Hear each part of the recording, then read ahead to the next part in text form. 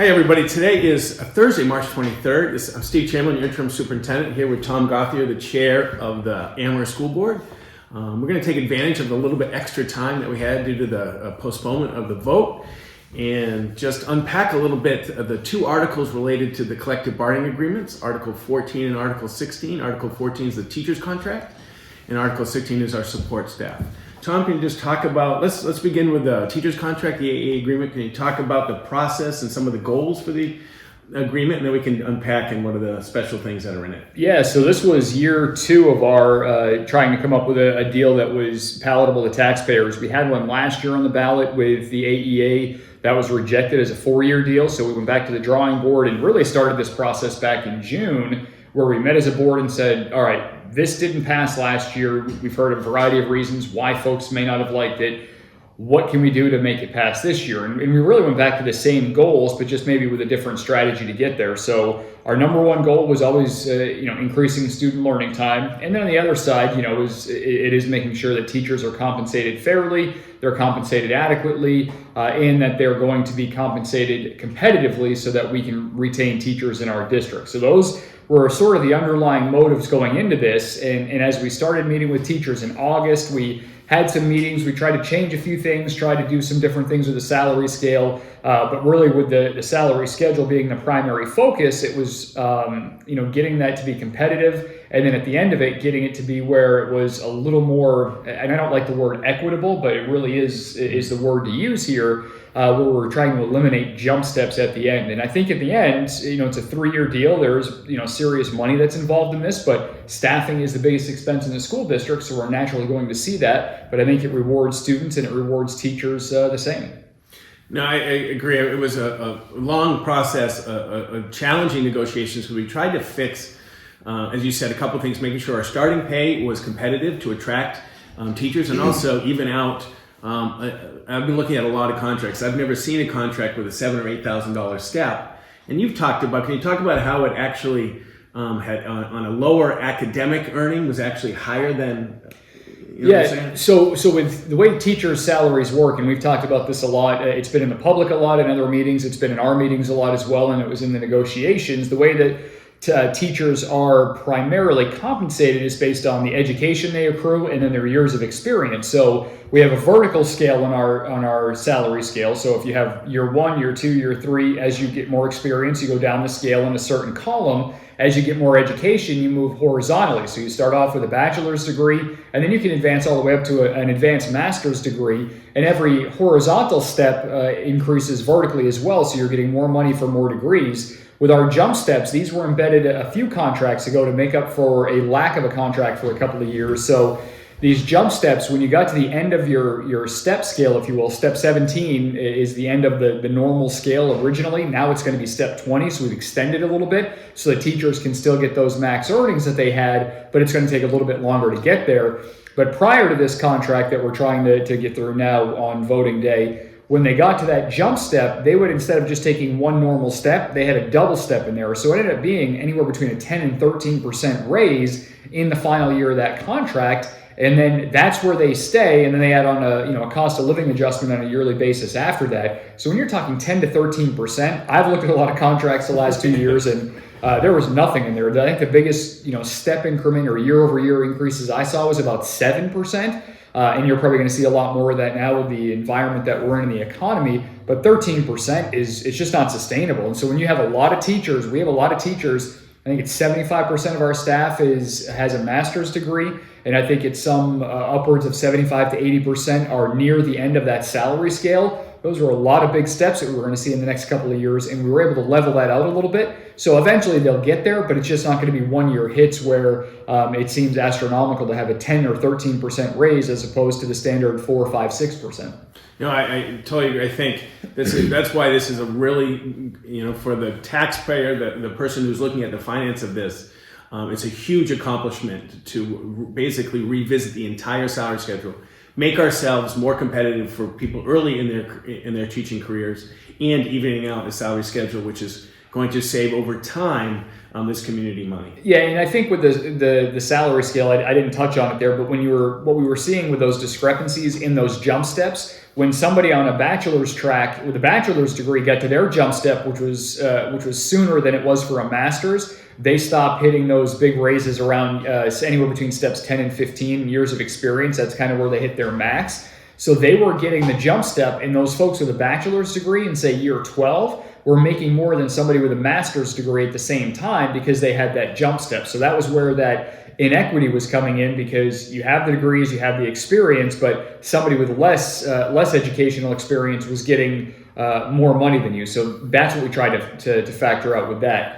On the flip side, our salary scale, and this is maybe it's a product of the times, but it's also a product of a couple of failed contracts in the last 5 to 10 years. Our starting salary right now under the current salary schedule is about $42,000, give or take a few bucks here and there. It's a little bit under $42,000. You look at Hollis Brookline, which just had a contract passed a year ago, their starting salary is somewhere around $47,000 to $48,000.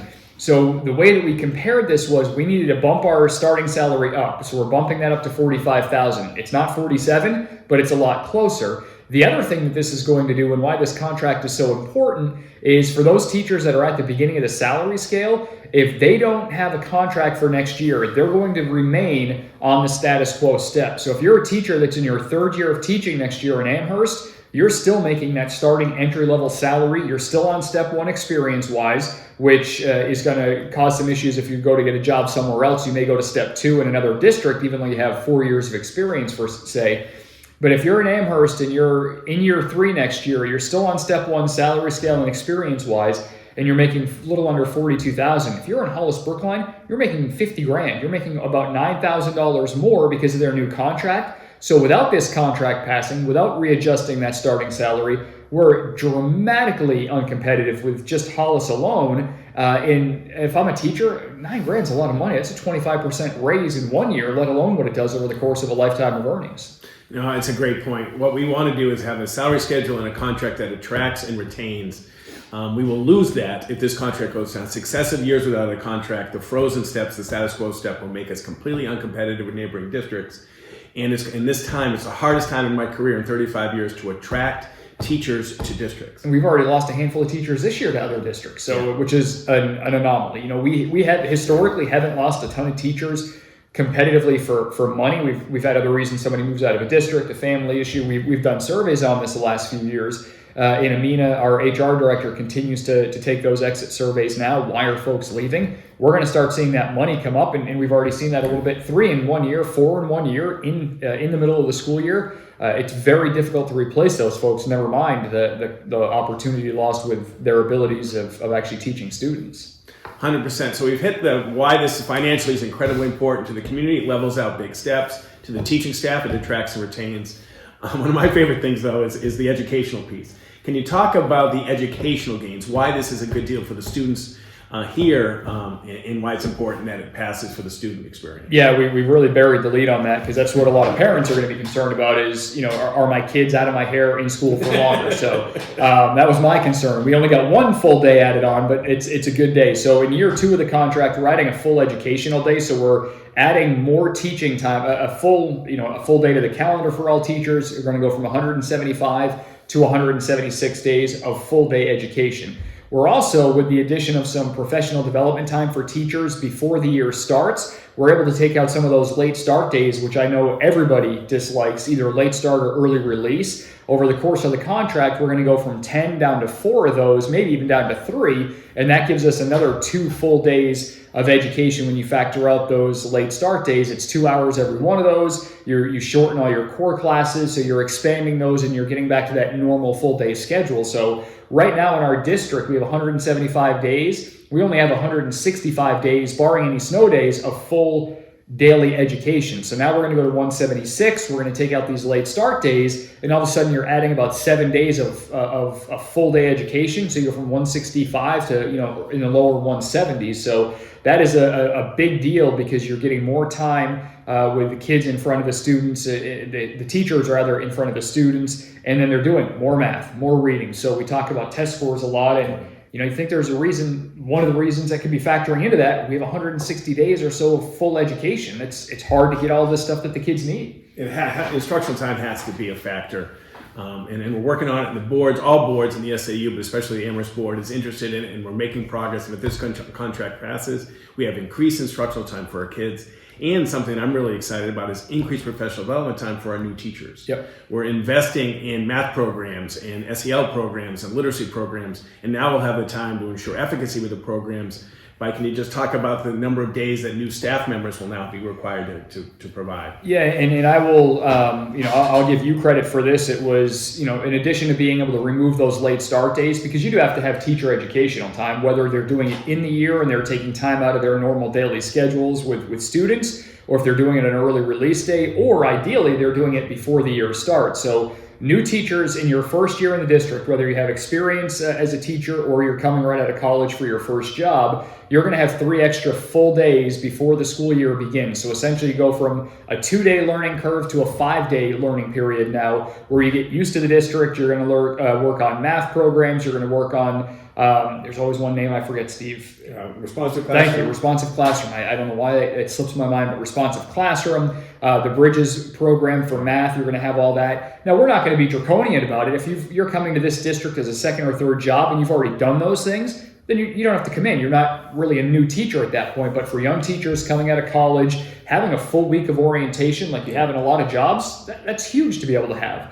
Additionally, for the veteran teachers, we're not just throwing them by the wayside. They're going to have in year 2 and in year 3, we're going to add 1 full day onto the summer schedule for them as well. So new teachers will be here for 5 days in year 1, and then it's going to go up to 7 days in year 2 and 3 for new teachers. And then for veteran teachers, starting in year 2, they'll have an extra day, so they'll go to 2 days before school starts, and then they'll have 3 days before school starts in year 3 and beyond in this deal. So a lot more significant time to be able to not only collaborate with the district and get acclimated to going back to school, but to be able to work with each other too, because teachers, the way our schedules are and the way buses are, and with our inverted start times, elementary before the middle school and high school, that collaborative learning time is diminished during the day. So this gives them more opportunities to get together and really work as a science unit, as a math unit, in teams, to be able to better their abilities to reach students during the year. And so ADA contract financially attracts and retains, even out significant raises over time, which means it's a cost saving to the community. Educationally, more instructional time, more professional development time. Very, very important contract next Tuesday. If you have any questions on this one, please email Tom or me, but very, very important. Now, can we switch gears and talk a little bit about our support staff? The ASSA contract, they are also up. We have these both in the same years because the teacher's contract didn't pass last year. And this is the regular culmination of their last, I think, 4 or 5. It might have even been a 5-year. 5-year deal, yeah. And so this is the end of the 5-year deal that they're in. And if I can just beg for one thing, we don't want to do 2 more next year. I think South Deacons is up next year, so Steve won't be in that role, but Mike Berry, I'm sure, is not going to want to do 3 of them next year as well. So ideally, these pass, and then we can worry about this again in a future problem for somebody else. So. This position, these are the ones that really work with students. They work with them day to day, but maybe not as in the way that teachers do. So these are paraprofessionals, health assistants, library assistants, they're school nutrition workers, so the kitchen workers that feed the kids during the day, and then the office managers and administrative assistants. It's a group of about 80 or so people, and these are hourly employees. So they come here, they're able to work parent hours. They're able to work. Maybe it's a second career type of job, and then for some folks, this is a career job that they've been doing because it fits the schedule and it fits what they like to do, being around students. Maybe teaching wasn't for them, or they just never get into teaching. It's a way to be involved with kids and really impact kids in a variety of different ways. When the board met on this, we looked at the salary schedule, and I think it took about 3 seconds for us to go, well, this is stupid. I mean, we're trying to pay somebody $12 an hour, and we wonder why we can't fill positions and why we're short on cooks or we're short on paras. When you're trying to pay $12, $13 an hour in an environment, in an economy where you can make 18 or 19 bucks at Target, you can make 17 bucks at Dunkin' Donuts, we just can't compete with that. So right away, that was our goal, and Steve and Amy really worked on finding the magic zone where the numbers work for us.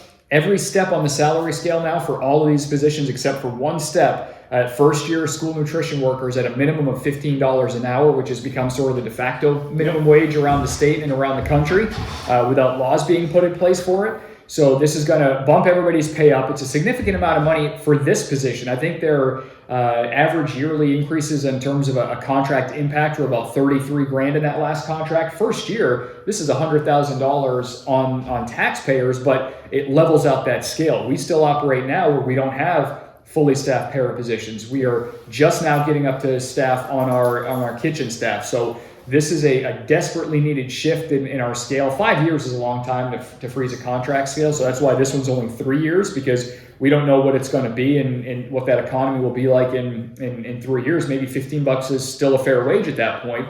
The odds of that happening, I don't know, but at least this gets everybody where they need to be now, makes us more competitive to hire these folks that have an impact on students every day, but it's also that retention as well. If you're somebody that needs this job, maybe you don't need to make 80 grand a year, but you need 20 or 30,000 for your family. You might need health benefits for the family.